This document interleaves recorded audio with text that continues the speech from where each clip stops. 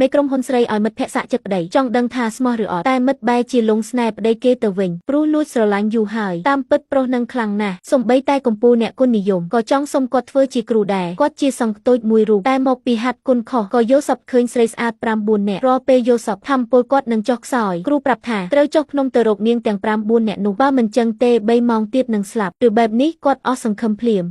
និយាយលេងទេដឹង3 ម៉ោងសូម្បីតែចូលបន្ទប់ទឹកក៏មិនគ្រាន់ដែរតែគ្រូប៉ែជាសើចរួចបកដៃមួយខ្វាច់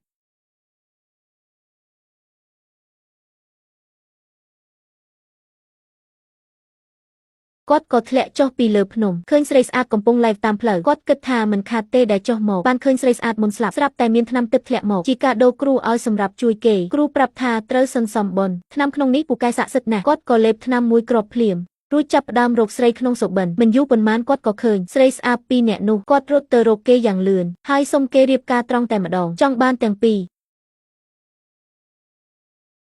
អ្នកមើលស្មានតែគាត់ឈួតព្រោះស្រីទាំងពីរជាសេដ្ឋីនីវ៉ាលៀនឯងជាកង្កែបចង់ស៊ីសាច់ខ្ញានហើយចង់បានម្ដងពីរទៀតគាត់រកពន្យល់តែធ្វើកំពប់ទឹកលើអាវគេទៅវិញគាត់បំរុងជួយជូតនាងស្មានថាគាត់ជាមនុស្សរោគចិត្តក៏ឲ្យសន្តិសុខមកតែប្រុសម្នាក់នេះមិនធម្មតាទេខ្លួនស្បែកទង់ដែងឆ្អឹងដែកគាត់បំបាក់ដំបងសន្តិសុខខ្ទេចវាខ្ញុំមិនឈឺដៃខ្លួនឯងនឹងឃើញអាយុនៅសល់តែ2 ម៉ោងគាត់ប្រាប់ថាធ្លាប់ឃើញពួកនាងក្នុងសុបិនមេក្រុមហ៊ុននៅហើយភ្ញាក់ព្រឺព្រោះនាងក៏យល់សប្តិដូចគ្នាមិននឹកស្មានថាជាការពិតបើពូកែចឹងមែននាងក៏ដាក់លក្ខខណ្ឌមួយបើជួយឲ្យនាងគ្រប់គ្រងក្រុមហ៊ុនបាននាងអាចនឹងព្រមរៀបការរឿងគឺឪពុកនាងបានប្រគល់ក្រុមហ៊ុនឲ្យនាងតែបងជីដូនមួយកំពុងលួចគៀងកគេដើម្បីដណ្ដើមយកក្រុមហ៊ុនគាត់ត្រូវហើយក៏យល់ព្រមភ្លាមតែពិបាកត្រង់ថាគាត់ចេះតែហាត់គុណមិនចេះរឿងរកស៊ីឯណានឹកឃើញគ្រូថាថ្នាំទឹកពូកែគាត់បំរុងលេបថ្នាំជំនួយស្រាប់តែឃើញតាចាស់គៀងបេះដូងដួលនៅតាមផ្លូវចៅស្រីយំសុំឲ្យគេជួយតែគេមិនហ៊ានខ្លាចចាញ់បោកនាំគ្នាដើរចេញឃើញគាត់ចង់ចូលទៅជួយគេខាត់ថាកុំចេះដឹងរឿងគេតែគាត់មិនស្ដាប់ចូលទៅលួងក្មេងស្រីថាជីតានាងមិនអីទេរួចយកថ្នាំទឹកឲ្យដាលេបមួយគ្រាប់ប៉ុណ្ណោះខ្លួនតាចាស់បញ្ចេញពន្លឺភ្លាមគាត់ស្រែកមួយសំឡេងរុញច្រានថ្នាំឲ្យចូលសពសរសៃឈាមតាចាស់ភ័យពេកក៏ដឹងខ្លួនឡើងឃើញគេជាហើយគាត់បំរុងដើរចេញតែតាចាស់ស្ទុះមកអបជើងជាប់អ្នកមើលនាំគ្នាសើចចំអកថាប្រាប់មិនស្ដាប់ឥឡូវជាប់ស្អីមែនចាំមើលរឿងល្អមើលទាំងអស់គ្នាមើលស្លាកលេខឡាននោះលេខពិសេសនឹងស្អីគេ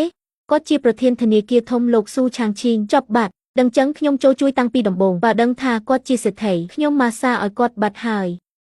ជីស្ដាយក្រោយមែននឹងចុះតាគិតម៉េចក្រោយលេបថ្នាំតាមានកម្លាំងដូចក្មេងចង់តបស្នងសងគុណភ្លាមចង់បានលុយឬបុណ្យស័ក្តិប្រាប់មកតែគាត់មិនចង់បានរបស់អស់នឹងទេនឹកឃើញដល់សំណូមពរប្រពន្ធក៏សុំឲ្យតាជួយប្រពន្ធគាត់យកក្រុមហ៊ុនវិញតាថារឿងតូចតាចចាំមួយផ្លែតឲ្យចៅស្រីមកពួកឯងកុំតន់ទៅណាលៀបធំហើយចាំមើលទាំងអស់គ្នាហាហាមិនយូរប៉ុន្មានចៅស្រីក៏មកដល់ឡានទំនើបជប់ងក់ស្រីស្អាតចុះមកនាងជាចៅស្រីបង្កើតហើយជាស្រីស្អាតលេខ1ឃើញជីតាខីនាងភ្ញាក់ផ្អើលខ្លាំងណាស់ព្រោះជំងឺជីតាធ្ងន់ធ្ងរណាស់គួរតែដេកពេទ្យតែបែរជាដើរបានជីតាប្រាប់ថាបានជួបគ្រូពេទ្យទេវតាត្រូវតែសងគុណគេឲ្យបានគាត់ជាអ្នកមានគុណរបស់តាឥឡូវចៅត្រូវទៅជួយចាត់ការរឿងមួយទៅក្រុមហ៊ុនរបស់លូឈីងយុនភ្លាមជួយនាងឲ្យបានចាស់លោកតាចៅនឹងទៅភ្លាមនៅក្រុមហ៊ុនឯណោះវិញមេក្រុមហ៊ុនស្រីកំពុងត្រូវគេធ្វើបាបបងជីដូនមួយកែឯកសារដើម្បីតែងតាំងខ្លួនឯងជាប្រធានចង់បណ្ដេញនាងចេញពីក្រុមហ៊ុនម្ចាស់ភាគហ៊ុនដែលត្រូវគេទិញក្បាលលើកដៃគាំទ្របងជីដូនមួយទាំងអស់ឃើញចឹងអាបងជីដូនមួយឌឺដងដាក់នាងមិត្តភក្តិខឹងពេកក៏ជេរពួកវាថាពួកក្បត់គុណបើមិនបានឪពុកនាងទេម្លេះសំពួកឯងកំពុងធ្វើការសំណងនៅឡើយទេបន្ទាប់មកពួកវាក៏បោះឆ្នោតដើម្បីបណ្ដេញនាងចេញតែងតាំងប្រធានថ្មី